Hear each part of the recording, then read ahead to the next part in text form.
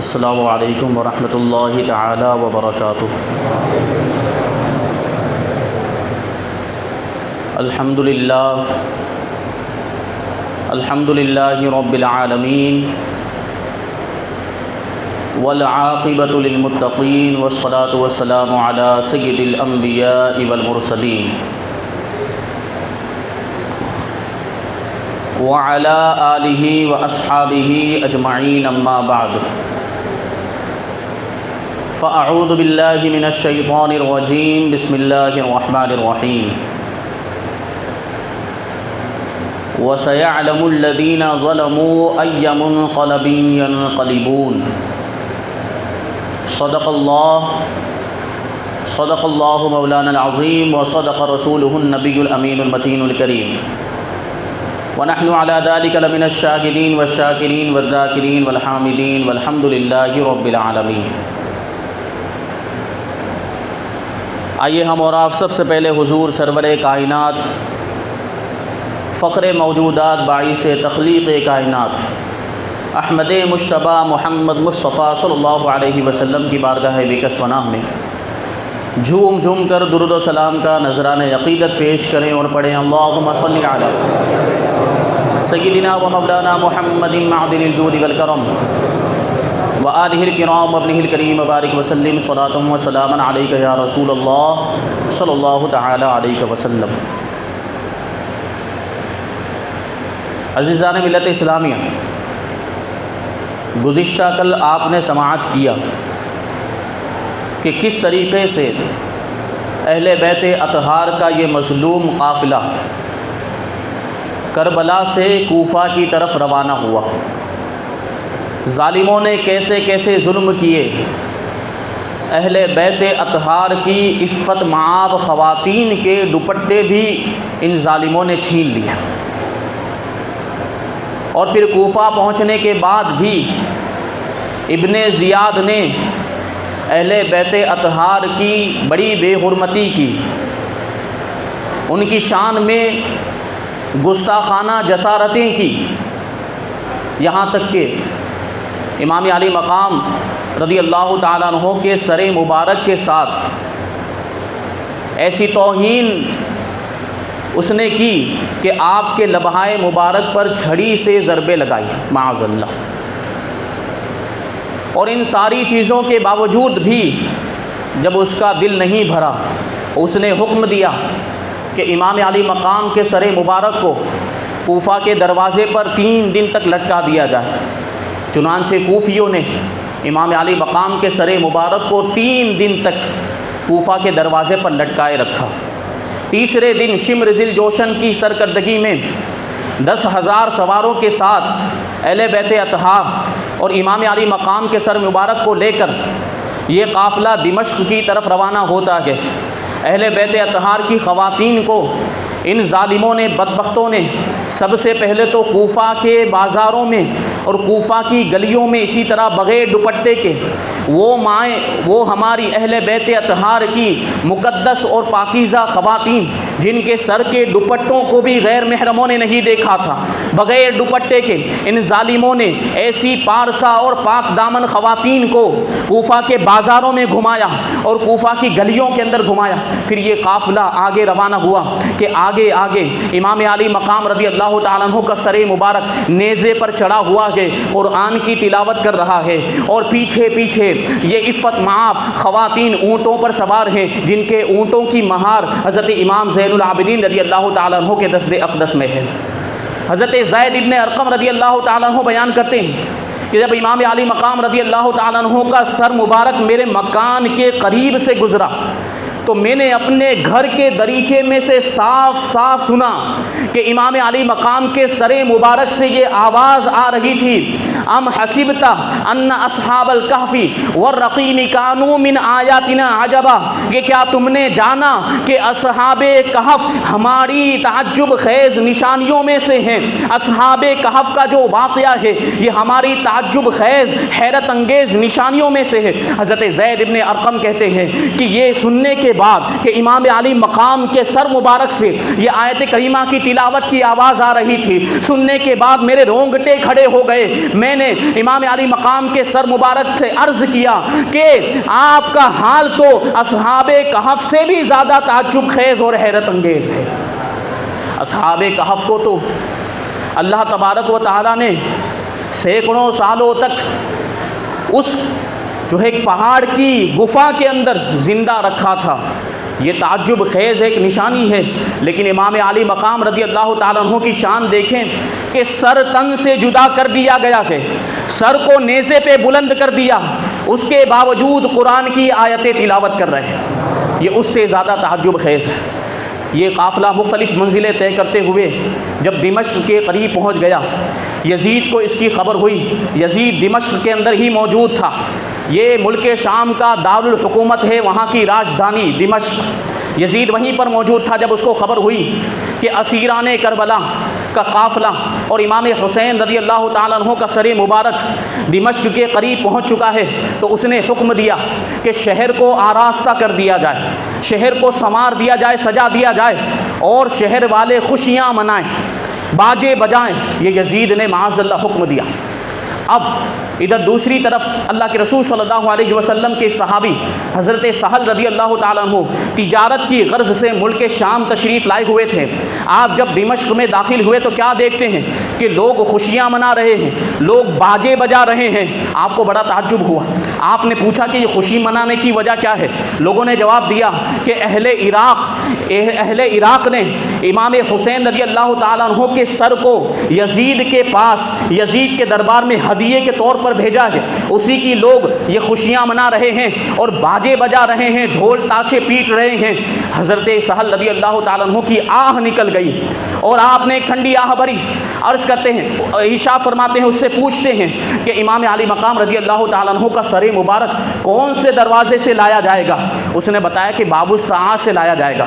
تو حضرت سہل رضی اللہ تعالیٰ عنہ تیزی کے ساتھ آگے بڑھے اور دوڑ دھوپ کرتے ہوئے اہل بیت کے قافلے کے قریب پہنچ گئے، اور جب آپ نے دیکھا کہ اس قافلے کے اندر ایک سر مبارک ایسا ہے جو رسول اللہ صلی اللہ علیہ وسلم کے سر مبارک سے بہت زیادہ ملتا جلتا ہے، وہی امام علی مقام کا سر تھا۔ جیسے ہی آپ کی نظر اس سر مبارک پر پڑی، آپ کی آنکھوں سے بے ساختہ آنسو جاری ہو گئے۔ اہل بیت اطہار میں سے ایک نے جب آپ کو روتے ہوئے دیکھا تو وہ پوچھنے لگے کہ آپ کون ہو اور رو کیوں رہے ہو؟ ہم اہل بیت پر آنسو کیوں بہا رہے؟ یہاں تو سب ظالم ہیں، سب جو ہے کہ خوشیاں منا رہے ہیں، اور آپ رونے والے، آپ کون ہیں؟ آپ رو کیوں رہے ہیں؟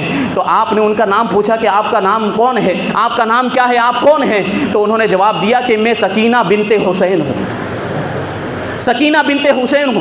حضرت سہل رضی اللہ تعالیٰ عنہ نے جواب دیا کہ میں تمہارے نانا کا صحابی سہل ہوں، اور اگر کوئی خدمت ہو، میرے لائق کوئی خدمت ہو تو حکم فرمائیے۔ حضرت سکینہ رضی اللہ تعالیٰ عنہ ارشاد فرماتی ہیں کہ کسی طریقے سے امام علی مقام کا سر مبارک جو پیچھے ہے اس کو قافلے کے آگے کروا دیجئے، تاکہ یہ شہر کے سب لوگوں کی نظر ان کی طرف پڑے، سب سے پہلے اس کی طرف توجہ جائے، اور ہم سے یہ لوگ، یہ ظالم دور رہیں، ہم پر ان کی نظر نہ پڑے۔ یہ دیکھیے حیا کا عالم ہے، یہ پردے کا عالم ہے۔ ظالموں نے دوپٹے چھین لیے، لیکن اس کے باوجود چاہتی یہ ہیں کہ امام علی مقام کے سر کو آگے کر دیا جائے تاکہ لوگوں کی نظر اس پر پڑے اور خواتین اہل بیت پر ان کی نظر نہ پڑے۔ وہ شاعر کہتا ہے، بے بسی میں بھی حیا باقی رہی، بے بسی میں بھی حیا باقی رہی، ان حسینی پردہ داروں کو سلام۔ حضرت سہل رضی اللہ تعالیٰ عنہ نے فوراً 400 درہم دے کر، یزیدی لشکر میں 400 درہم دے کر امام علی مقام رضی اللہ تعالیٰ عنہ کے سر مبارک کو آگے کروا دیا۔ یہ دیکھیں آپ، اس واقعے سے پتہ چلتا ہے کہ باجے بجانا، ڈھول تاشے پیٹنا اور ناچ گانا کرنا، ماتم کرنا، یہ امام علی مقام امام حسین رضی اللہ تعالیٰ عنہ کے دشمنوں کی سنت ہے۔ امام علی مقام اور اہل بیت کے چاہنے والوں کے گھر تو ماتم کدے بنے ہوئے تھے، وہ تو غم و اندوہ میں ڈوبے ہوئے تھے، ان پر تو مصیبتوں کے پہاڑ ٹوٹ گئے تھے۔ وہ ڈھول کیسے بجاتے، وہ باجے کیسے بجاتے ہیں؟ ڈھول تو یزیدیوں نے بجائے تھے، باجے تو یزیدیوں نے بجائے تھے۔ آج یہ ہمارے نادان سنی بھائی امام علی مقام کی شہادت کا جب وقت آتا ہے تو ڈھول پیٹتے ہیں، تاشے بجاتے ہیں، باجے بجائے جاتے ہیں، طرح طرح کے تماشے کیے جاتے ہیں۔ یہ کوئی خوشی کا موقع ہے؟ اگر کسی کا باپ مر جائے تو کیا بیٹا اس طریقے سے ڈھول منائے گا، بجائے گا، اس طریقے سے خوشیاں منائے گا؟ یہ خوشی منانے کا موقع نہیں، یہ باجے اور ڈھول تاشے بجانے کا موقع نہیں ہے۔ امام علی مقام نے اپنے گھر بار کو اللہ کی راہ میں قربان کر دیا، اور تم ڈھول بجاتے ہو، تم تاشے بجاتے ہو، باجے بجاتے ہو۔ یہ یزیدیوں کا طریقہ ہے، سنیوں کا طریقہ نہیں۔ میں بڑے ادب کے ساتھ اپنی سنی عوام سے عرض کرنا چاہتا ہوں کہ ان خرافات سے باز آئیے۔ یہ شریعت ان ساری چیزوں کی اجازت نہیں دیتی۔ امام علی مقام نے اس کے لیے قربانیاں نہیں دی تھی کہ آپ اس طریقے سے گناہوں کے کام کریں اور ان کے نام پر ڈھول بجائیں اور برائیوں کے بازار گرم کریں۔ آپ دیکھتے ہوں گے عورتوں کا مجمع ہوتا ہے اور بد نگاہی ہوتی ہے، طرح طرح کی برائیاں، بے حیائیاں ہوتی ہیں۔ کیا امام علی مقام نے یہ پیغام دیا کربلا سے؟ امام علی مقام نے تو اپنی قربانی دے کر اسلام کو اور شریعت کو بچایا ہے۔ اگر ہم سچے طور پر امام علی مقام سے محبت کرتے ہیں، امام علی مقام کی محبت کے دعوے دار ہیں، تو ہم ان ساری خرافات سے بچیں۔ اللہ تبارک و تعالی ہم سب کو یزیدیوں کی سنت پر عمل کرنے سے بچائے۔ اور امام حسین رضی اللہ تعالیٰ عنہ نے صبر و شکر کے دامن کو تھامے رکھا تھا، تو اس کے اوپر عمل کرتے ہوئے بہت سارے ایسے طریقے ہیں جو سنت کے مطابق ہیں، جن کے ذریعے سے امام علی مقام کی بارگاہ میں خراج عقیدت پیش کیا جا سکتا ہے۔ آپ نظر و نیاز کریں ان کے نام کی، شربت پلائیں ان کے نام پر، سبیلے لگائیں ان کے نام پر، فاتحہ خوانی کریں ان کے نام پر، قرآن خوانی کریں ان کے نام پر، اور اپنے مرحومین کو بھی ایصال ثواب کریں اس فاتحہ خوانی کے اندر۔ یہ سارے طریقے وہ ہیں جو شریعت کے مطابق ہیں، ان کو کیوں نہیں اپناتے؟ غلط طریقے اپناتے ہیں اور خرافات میں مبتلا ہو جاتے ہیں۔ اور خرافات میں مبتلا ہونے کے بعد کیا آپ سوچتے ہیں امام علی مقام خوش ہوں گے؟ نہیں۔ شریعت کے خلاف کام کریں گے تو امام علی مقام کی روح کو کبھی بھی خوشی نہیں ہوگی۔ تو چاہیے یہ کہ ہم شریعت کے مطابق عمل کریں۔ فرض نمازوں کو چھوڑ دیتے ہیں، 5 وقت کی نمازوں کی پابندی نہیں کرتے، خیال بھی نہیں آتا، اور محفلوں کے اندر روڈوں پہ نکل جاتے ہیں اور سوچتے ہیں کہ ہم امام حسین کے بڑے غلام ہیں اور امام حسین کے نام پر اب بھی سب کچھ قربان کر دیں گے۔ 5 وقت کی نماز تو پڑھنے کی توفیق نہیں ہوتی اور بڑے بڑے دعوے کیے جاتے ہیں۔ اللہ تبارک و تعالیٰ کی بارگاہ میں دعا ہے کہ ہمیں سچی سمجھ عطا فرمائے، صحیح سمجھ عطا فرمائے، اور یہ سارے خرافات سے ہم کو محفوظ فرمائے۔ اب یہ دیکھیں اس طریقے سے یہ قافلہ دمشق کے قریب پہنچا، اور اس قافلہ عراق میں سے سب سے پہلا شخص جو یزید کے پاس پہنچا اس کا نام زحر ابن قیس تھا۔ اس نے آ کر سب سے پہلے یزید کو امام علی مقام کی شہادت کے بارے میں خبر سنائی۔ وہ یزید آپ دیدہ ہو گیا، رونے لگا، جھوٹے آنسو بہانے لگا اور کہنے لگا کہ میں تمہاری اطاعت پر اس وقت خوش ہوتا جب تم نے حسین کو قتل نہ کیا ہوتا۔ اور پھر اس کے بعد شمر ذی الجوشن اور محذر ابن ثعلبہ عائزی، یہ لوگ یزید کے دربار میں پورے قافلے کو لے کر آئے، اہل بیت اطہار کو لے کر آئے، امام حسین کے سر مبارک کو بھی لے کر آئے۔ اور یہ محذر کہنے لگا بلند آواز سے کہ امیر المؤمنین کے دربار میں آج ہم سب سے بدترین اور سب سے ملامت زدہ شخص کے سر کو لے کر آئے ہیں معاذ اللہ۔ تو یزید کہنے لگا کہ سب سے بڑا بدتر اور سب سے بڑا ملامت زدہ تو وہ شخص ہے جس کو محذر کی ماں نے جنم دیا ہے۔ پھر ان لوگوں نے امام علی مقام کے سر کو یزید کے سامنے ایک تشت کے اندر رکھ دیا۔ جب یزید نے امام علی مقام کے سر کو دیکھا تو کہنے لگا حسین اگر تمہارا معاملہ میرے ہاتھ میں پڑتا تو میں ہرگز بھی تمہیں قتل نہیں کرتا۔ یہ سب اس کی نوٹنکی تھی، یہ سب ڈھونگ تھا اس کا۔ کہنے لگا کہ اگر تمہارا معاملہ میرے ہاتھ میں پڑتا تو میں ہرگز تمہیں قتل نہیں کرتا۔ اسی مجمع کے اندر یزید کے دربار میں مروان ابن حکم کا بھائی یحییٰ ابن حکم بھی موجود تھا، جو شاعر تھا۔ اس نے 2 شعر کہے جس کا مطلب یہ تھا کہ ابن زیاد کمینہ کھوٹے نسب والے سے اس لشکر کی زیادہ قرابت ہے جو ایک طف نام کے علاقے کے قریب میں جس کو قتل کر دیا گیا۔ اور سمیہ کی نسلوں کی تعداد تو سنگریزوں یعنی کنکروں سے بھی زیادہ ہو گئی، اور بنت رسول کی نسل تو باقی ہی نہ رہی۔ اس نے جب یہ کہا تو یزید نے اس کے سینے پر ہاتھ مارا اور اس کو خاموش کر دیا۔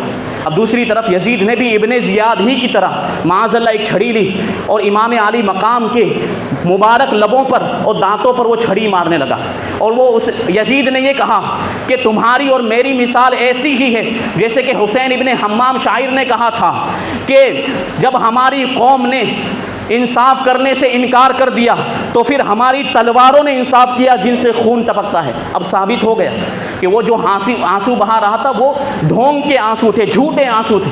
اس نے یہ بات ثابت کر دی کہ ہم نے انصاف کیا ہے تلواروں کے ذریعے سے، اور اس نے یہ قبولا کہ ہم نے اس قافلے کو اس طریقے سے بے یار و مددگار شہید کیا ہے۔ اور اسی مجمع کے اندر صحابی رسول حضرت ابو برزہ رضی اللہ تعالیٰ عنہ بھی موجود تھے۔ جب انہوں نے دیکھا کہ یزید اس طریقے سے امام علی مقام کے لبوں پر، آپ کے دانتوں پر چھڑی مار رہا ہے، آپ نے ارشاد فرمایا بدبخت اپنی چھڑی کو امام علی مقام کے لبوں سے اور ان کے دانتوں سے دور رکھ کہ یہ وہ لب ہیں اور یہ وہ ہونٹ ہیں، یہ وہ دانت ہیں جن کو اللہ کے رسول صلی اللہ علیہ وسلم چوما کرتے تھے۔ اور پھر فرمایا کہ یزید قیامت کے دن تیرا حشر ابن زیاد کے ساتھ ہوگا اور حسین تو رسول اللہ کے ساتھ ہوں گے۔ یہ کہنے کے بعد حضرت ابو برزہ رضی اللہ تعالیٰ عنہ اس کے دربار سے کھڑے ہو گئے اور اٹھ کر چلے گئے، اٹھ کر دربار سے باہر ہو گئے حضرت ابو برزہ رضی اللہ تعالیٰ عنہ۔ اب ادھر دوسری طرف دیکھیں، ایک مرتبہ درود پاک پڑھ لیجئے، اللہم صلی علی سیدنا و مولانا محمد معدن الجود والکرم وآلہ الکرام وابنہ الکریم وبارک وسلم صلاۃ و سلاما علیک یا رسول اللہ صلی اللہ تعالی علیہ وسلم۔ یہ قافلہ اس طریقے سے یزید کے دربار میں پہنچا۔ اب ادھر دوسری طرف یزید نے اپنی صفائی دینے کے لیے، یہ جو کچھ بھی اس نے کیا تھا یہ سیاست تھی، پولیٹکس تھی۔ امام علی مقام کی شہادت کی خبر سننے کے بعد جو اس نے آنسو بہائے تھے وہ جھوٹے آنسو تھے، اور اس نے جو یہ جملہ کہا تھا کہ حسین اگر تمہارا معاملہ میرے ہاتھ میں پڑتا تو میں تمہیں ہرگز قتل نہیں کرتا، یہ سیاست تھی، راجنیتی تھی، تاکہ لوگوں کے درمیان اس کی بدنامی نہ ہو۔ اگر وہ واقعی صحیح معنوں میں امام علی مقام کے قتل پر راضی نہ ہوتا تو کیا ابن زیاد اور ابن سعد جیسے بدبختوں کا مواخذہ نہیں کرتا، ان کو سزا نہیں دیتا؟ اس نے کوئی بھی ان کی پکڑ نہیں کی، ان کا مواخذہ نہیں کیا، نہ تو ابن زیاد کو اس نے کوئی سزا دی، نہ ابن سعد کو، اور نہ ہی کسی ایسے شخص کو جو ہے کہ سزا دی جو امام علی مقام کی شہادت میں شریک ہوا تھا۔ اگر وہ امام علی مقام کے قتل پر راضی نہ ہوتا تو ضرور ان لوگوں کو سزا دیتا۔ اب اس نے حضرت نعمان ابن بشیر رضی اللہ تعالیٰ عنہ، جن کو کوفہ میں حضرت مسلم بن عقیل کی پر سختی نہ کرنے کی وجہ سے گورنری کے عہدے سے معزول کر دیا گیا تھا، ان کو اہل بیت کا ہمدرد سمجھ کر یزید نے اپنے قریب بلایا اور بلا کر کہنے لگا کہ حسین کے اہل و عیال کو مدینہ پہنچانے کا انتظام کرو، اور دوسری طرف اپنے آپ کو امام حسین کی شہادت سے بری ثابت کرنے کے لیے حضرت امام زین العابدین رضی اللہ تعالیٰ عنہ کو تنہائی میں بلا کر کہنے لگا کہ ابن زیاد پر اللہ کی لعنت ہو، اگر براہ راست امام علی مقام کا مجھ سے سامنا ہوتا تو میں ان کی ساری باتوں کو منظور کر لیتا اور ان کو ہرگز قتل کرنا گوارا نہیں کرتا، لیکن جو اللہ نے چاہا، جو اللہ کو منظور تھا وہی ہوا۔ یعنی اب بھی وہ یہ بات اس بات پر اڑا ہوا تھا کہ جو کچھ بھی ہوا وہ صحیح ہوا ہے، اور بیکار میں جھوٹے آنسو بہا رہا تھا۔ پھر کہنے لگا امام زین العابدین سے کہ آپ مدینہ منورہ تشریف لے جائیں اور وہاں سے برابر خط لکھتے رہیے، جو کچھ بھی آپ کو ضرورت پیش آئے اس کے بارے میں فرمائیے گا، انشاءاللہ آپ کی ضرورتوں کو پورا کیا جائے گا۔ حضرت نعمان ابن بشیر جو صحابی رسول ہیں، آپ کو 30 افراد پر مشتمل ایک حفاظتی دستہ دیا گیا اور یہ پورا قافلہ مدینہ منورہ کی طرف روانہ ہو گیا۔ پورے راستے حضرت نعمان ابن بشیر اہل بیت اطہار کے ساتھ بڑی تعظیم و تکریم کے ساتھ پیش آتے رہے۔ مدینہ والوں کو پہلے ہی سے کربلا کے واقعے کے بارے میں خبر ہو چکی تھی۔ جیسے ہی یہ قافلہ مدینہ منورہ میں پہنچا، چاروں طرف کوہرام مچ گیا۔ حضرت محمد ابن حنفیہ، حضرت ام المؤمنین ام سلمہ رضی اللہ تعالیٰ عنہ اور اہل بیت اطہار کی دیگر خواتین روتی ہوئی باہر نکل گئی اور جو ہے کہ سڑکوں پر آ گئی۔ لیکن سب سے پہلے یہ قافلہ حضور نبی کریم صلی اللہ علیہ وسلم کے روضہ مقدسہ پر حاضر ہوا۔ حضور کے روضے پر حاضر ہوئے امام زین العابدین جو ابھی تک صبر و شکر کے اور صبر و ضبط کے پیکر بنے ہوئے خاموش کھڑے ہوئے تھے، لیکن جیسے ہی نبی کریم صلی اللہ علیہ وسلم کی قبر انور پر آپ کی نظر پڑی، اور جیسے ہی ابھی تو اتنا ہی کہا تھا کہ نانا جان اپنے نواسے کا سلام قبول فرمائیں، آپ کے صبر کا پیمانہ لبریز ہو گیا اور بڑے درد کے ساتھ آپ رونے لگ گئے، اور سارے حالات کو اس طریقے سے بیان کرنا شروع کیا کہ وہاں جتنے بھی حاضرین تھے سب میں کوہرام مچ گیا، سب زار و قطار رونے لگے اور قیامت جیسا منظر ہو گیا۔ حضرت امام علی مقام رضی اللہ تعالیٰ عنہ کہ سر مبارک کو کہاں دفن کیا گیا، اس کے بارے میں مختلف روایتیں ہیں۔ کچھ لوگ کہتے ہیں مصر میں دفن کیا گیا، اور مختلف دوسری روایتیں بھی ہیں، لیکن مشہور روایت یہ ہے کہ یزید نے اہل بیت اطہار کے ساتھ ہی سر مبارک کو مدینہ منورہ بھیج دیا تھا، اور امام حسن مجتبی رضی اللہ تعالیٰ عنہ یا حضرت فاطمہ الزہرا رضی اللہ تعالیٰ عنہا کے پہلو میں جنت البقیع میں آپ کے سر مبارک کو دفن کیا گیا۔ امام علی مقام امام حسین رضی اللہ تعالیٰ عنہ کی ذات مبارکہ یزید کی آزادیوں کے لیے سب سے بڑی رکاوٹ تھی۔ امام علی مقام کی شہادت کے بعد وہ بالکل بے لگام ہو گئے اور ہر قسم کی برائیوں کا بازار گرم ہو گیا۔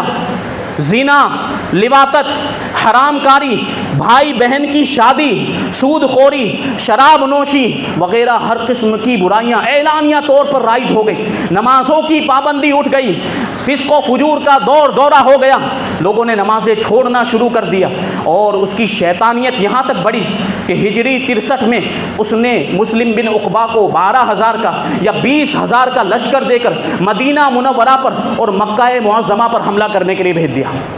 کتنی مقدس جگہیں ہیں، حرمین شریفین جس کو حرم کہا جاتا ہے کہ جہاں پہ خون خرابہ کرنا حرام ہے، وہاں پر اس نے لشکر کشی کرنے کے لیے مسلم ابن عقبہ کو بھیج دیا۔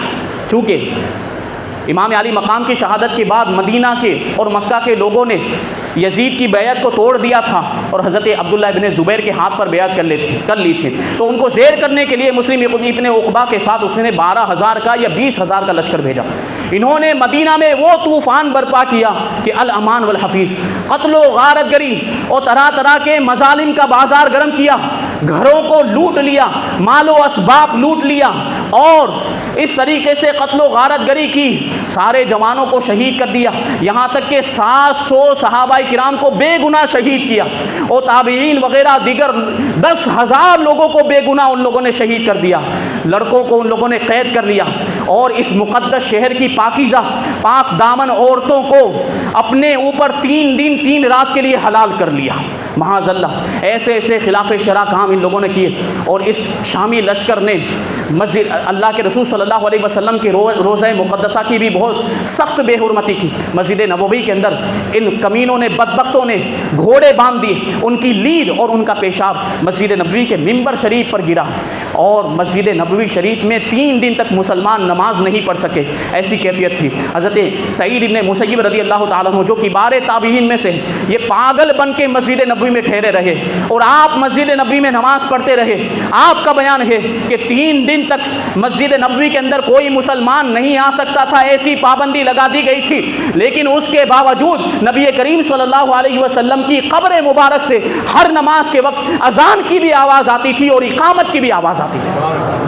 ان ظالموں نے حضرت سعید ابن مسیب کو بھی پکڑ لیا، لیکن پھر پاگل سمجھ کے، کیونکہ آپ نے اپنی حالت ایسی بنا لی تھی، دیوانہ سمجھ کے چھوڑ دیا۔ ایک عورت کے بیٹے کو ان لوگوں نے، مسلم بن عقبہ کے لشکر نے قید کر لیا، تو وہ عورت مسلم ابن عقبہ کے پاس آئی اور فریاد کی، اور اپنے بیٹے کی رہائی کے لیے وہ منت و سماجت کرنے لگی۔ تو مسلم ابن عقبہ نے اس کے لڑکے کو بلایا، اور بلانے کے بعد اس کی گردن مار دی، اور اس کا سر اس کی ماں کے ہاتھ میں دیتے ہوئے کہا کہ تو زندہ ہے، اس بات کو غنیمت جاننے کے بجائے اپنے بیٹے کو چھڑانے کے لیے آ گئی۔ اس طریقے کے ظلم و ستم ان لوگوں نے کیے، اور ایک شخص کو جب قتل کر دیا گیا تو اس کی ماں ام یزید ابن عبداللہ ربیعہ نے قسم کھائی کہ اگر میں قدرت پاؤں گی تو ظالم مسلم بن عقبہ کو زندہ یا مردہ اپنے ہاتھ سے جلاؤں گی۔ اس عورت نے قسم کھائی۔ اب ادھر مسلم ابن عقبہ نے مدینہ منورہ میں ظلم و ستم اور قتل و غارت گری کرنے کے بعد ایسا ماحول تھا، ایسا ان لوگوں نے قتل و غارت گری کا بازار گرم کیا تھا کہ مدینہ منورہ کی نالیوں میں خون بہہ رہا تھا۔ اس طریقے سے صحابہ کرام کو، تابعین کو اور اہل مدینہ کو ان لوگوں نے قتل و غارت کی، ان کا خون اس طریقے سے بہایا۔ پھر وہ مکہ معظمہ کی طرف روانہ ہوا تاکہ وہاں پر حضرت عبداللہ بن زبیر رضی اللہ تعالیٰ عنہ صحابی رسول ہیں، اور ان لوگوں کا کام تمام کر دے جو یزید کے خلاف ہو گئے تھے۔ لیکن اللہ کی قدرت دیکھیں کہ راستے ہی میں اس پر فالج کا حملہ ہوا اور وہ وہیں پر خبیث مر گیا۔ مسلم ابن عقبہ راستے ہی میں مر گیا۔ اب یزید کے حکم سے حسین ابن نمیر کو اس شامی لشکر کا سپہ سالار بنا دیا گیا اور مسلم کو وہیں پر دفن کر دیا گیا راستے میں۔ اب یہ جب لشکر وہاں سے روانہ ہوا تو اس عورت کو پتہ چلا جس نے قسم کھائی تھی کہ مسلم ابن عقبہ مر گیا ہے، تو وہ چند آدمیوں کو لے کر اس کی قبر کے پاس پہنچی تاکہ اس کی لاش کو نکال کر اس کو جلا دے اور اپنی قسم کو پورا کرے۔ جب انہوں نے اس کی قبر کو کھودا اور اس کو نکالنے کی کوشش کی تو کیا دیکھتے ہیں کہ ایک بہت بڑا اژدہا اس کی گردن میں لپٹا ہوا ہے اور اس کی ناک کی ہڈی کو چوس رہا ہے۔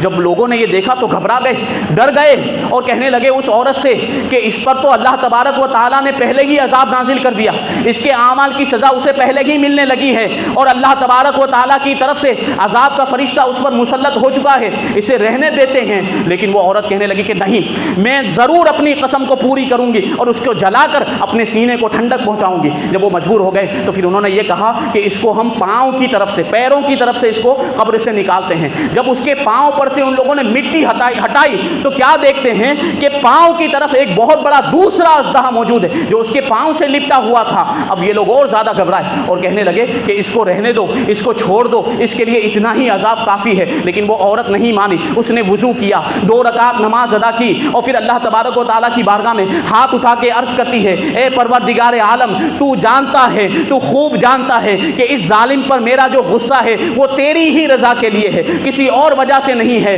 مجھے تو قدرت عطا فرما کہ اس کو میں جلا دوں اور اپنی قسم کو پورا کروں۔ پھر اس نے ایک لکڑی لی اور اس کی گردن میں جو اژدہا تھا اس پر وہ لکڑی ماری تو وہ اس کی گردن سے اتر کے چلا گیا۔ پھر پاؤں میں جو اژدہا لپٹا ہوا تھا اس پر دوسری لکڑی ماری تو وہ بھی نکل کے چلا گیا۔ پھر اس کی لاش کو انہوں نے باہر نکالا اور اس کو جلا دیا، یہاں تک کہ یہ بدبخت، یہ ظالم آگ میں جل کے خاک ہو گیا۔ اس طریقے سے اہل مدینہ پر ظلم کرنے والے بدبخت شخص کو کیفر کردار تک اللہ تبارک و تعالیٰ نے پہنچایا کہ آخرت کی آگ سے پہلے دنیا ہی میں آگ کے عذاب میں اس کو گرفتار کیا۔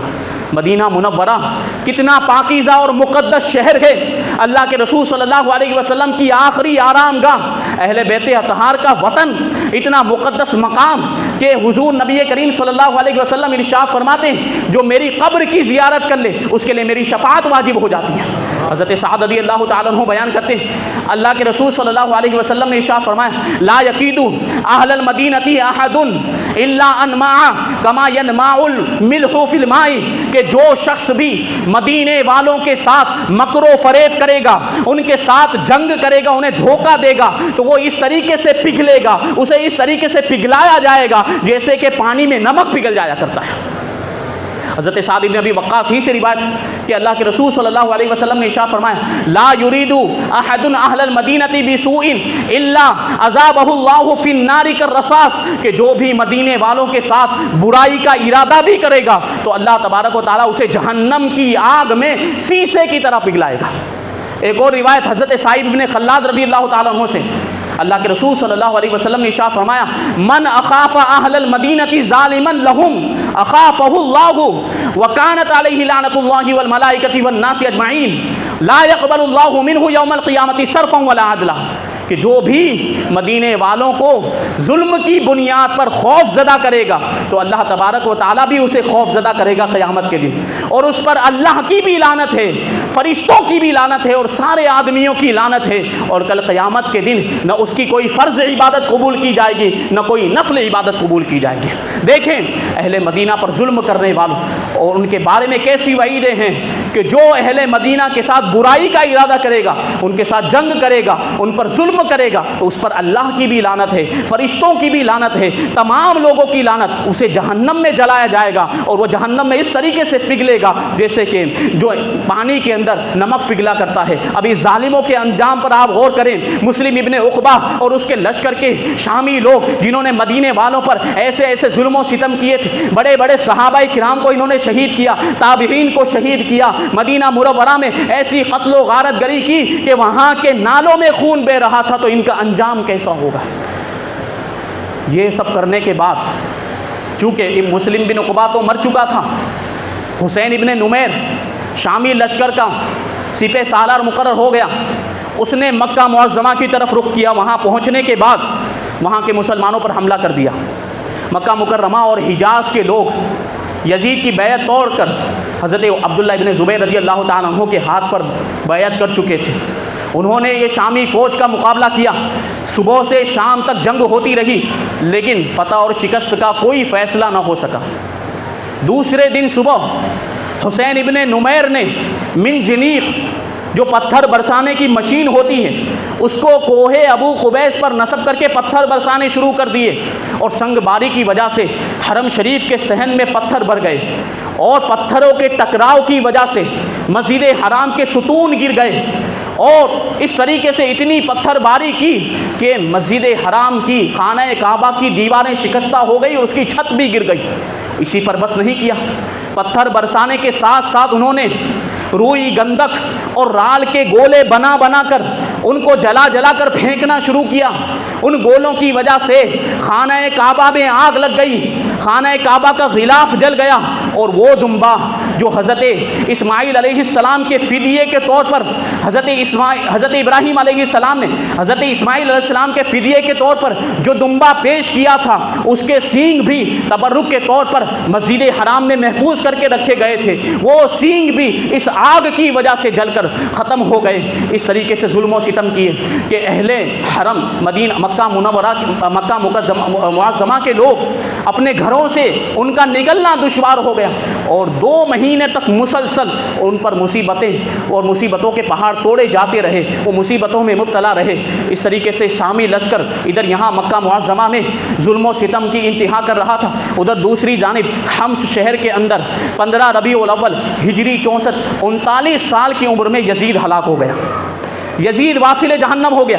اس کی خبر سب سے پہلے حضرت عبداللہ ابن زبیر کو ہوئی۔ آپ نے بلند آواز سے کہا کہ اے شامی بدبختوں، تمہارا گمراہ سردار تو ہلاک ہو چکا ہے، مر چکا ہے، اب کس کے لیے لڑ رہے ہو؟ انہوں نے سب سے پہلے حضرت عبداللہ ابن زبیر کی اس بات کو فریب پر محمول کیا کہ ہمیں دھوکہ دینا چاہتے ہیں، لیکن جب تیسرے دن ثابت ابن قیس نقی نے آ کر خبر دی کہ واقعی یزید مر چکا ہے، ہلاک ہو چکا ہے، تو ان کو یقین ہوا۔ اب ان کے حوصلے پست ہو گئے، حضرت عبداللہ ابن زبیر کی فوج کے حوصلے بلند ہو گئے، اور بڑی بہادری کے ساتھ یہ شامی لشکر پر ان لوگوں نے حملہ کر دیا۔ اس طریقے سے حملہ کیا کہ یہ لوگ خائب و خاسر ہو کر مکہ مکرمہ سے بھاگ گئے، اور اس طریقے سے اسلامی لشکر نے حضرت عبداللہ ابن زبیر کے لشکر نے مکہ والوں کو ایسے شامی لشکروں سے اور ان ظالموں سے بچا لیا۔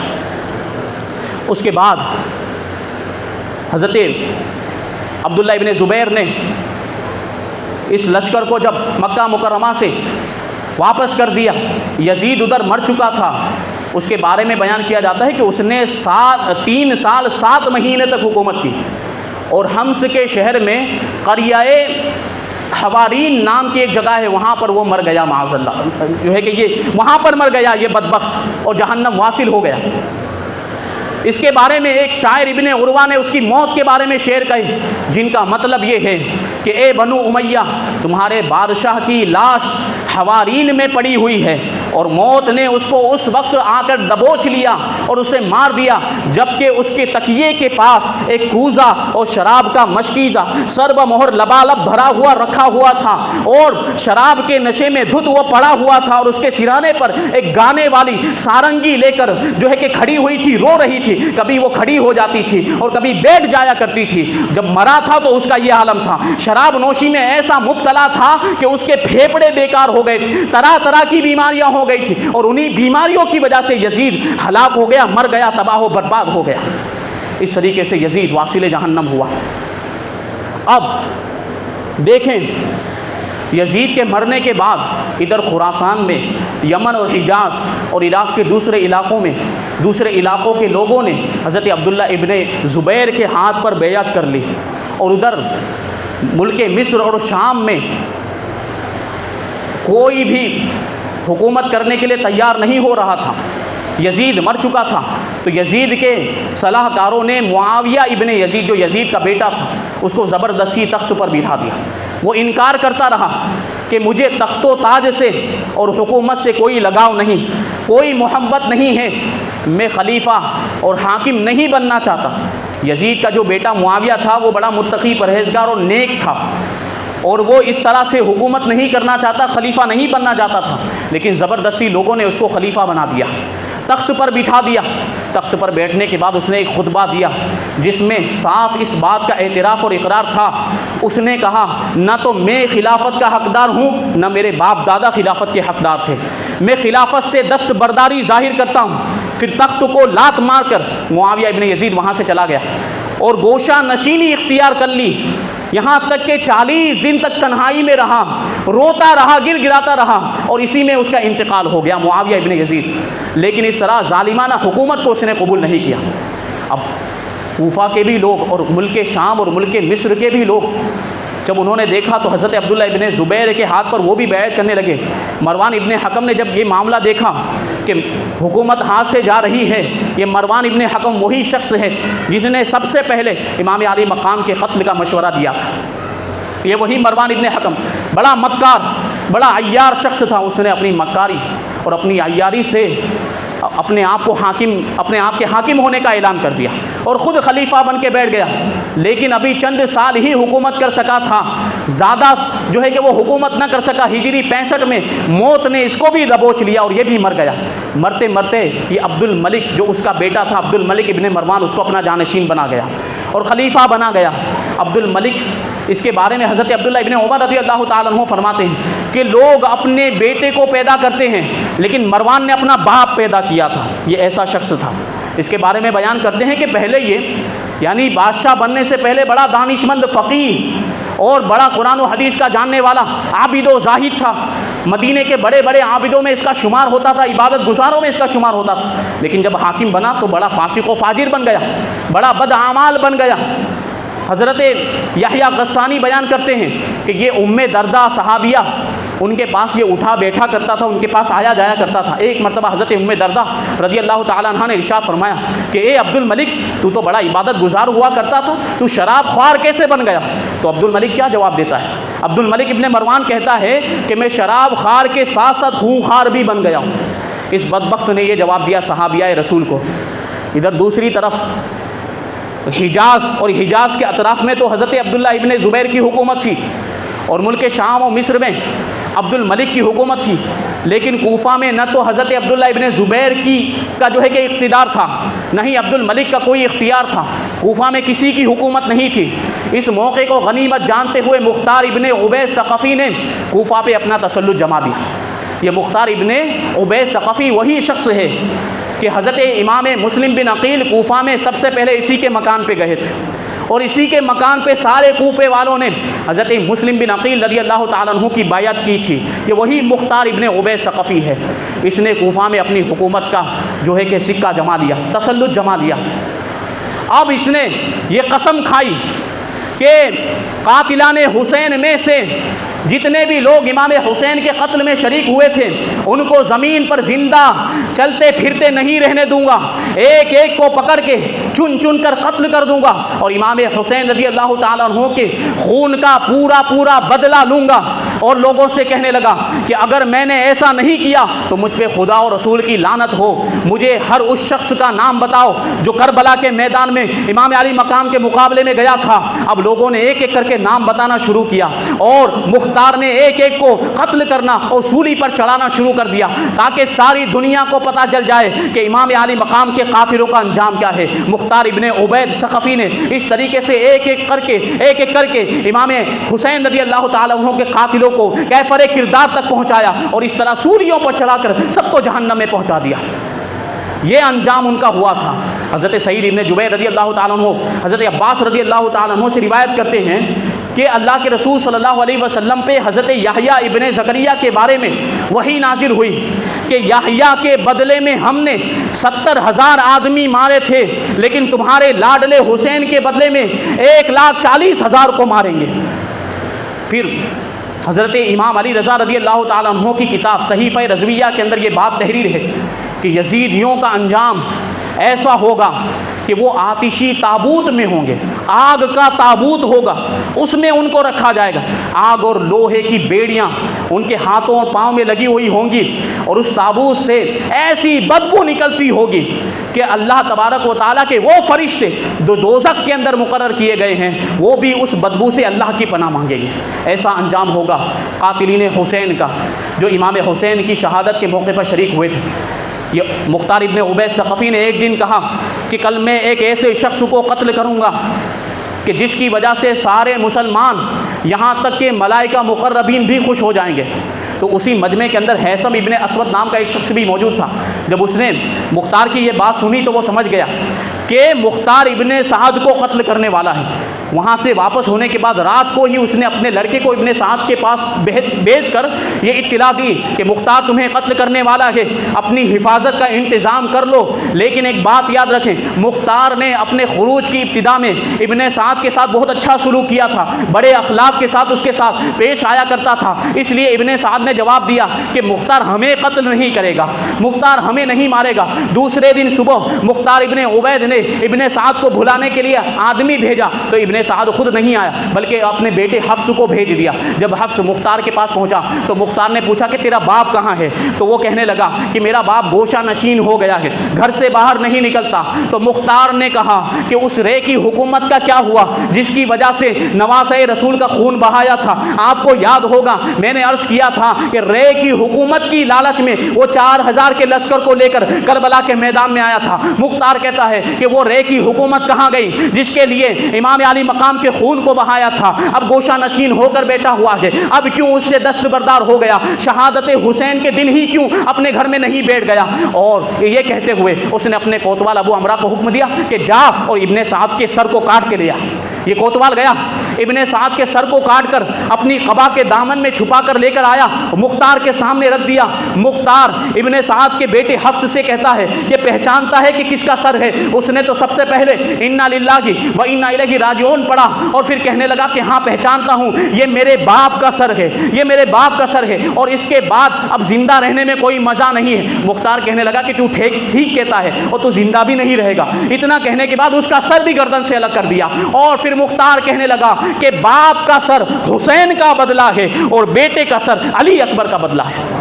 اگرچہ یہ دونوں ان کے برابر نہیں ہو سکتے، ابن سعد اور اس کا بیٹا امام علی مقام اور حضرت علی اکبر کے برابر نہیں ہو سکتے۔ خدا کی قسم مختار کہتا ہے کہ اگر میں قریش کے 3 دستے بھی قتل کر ڈالوں تب بھی حسین کی انگلیوں کے برابر نہیں ہو سکتے۔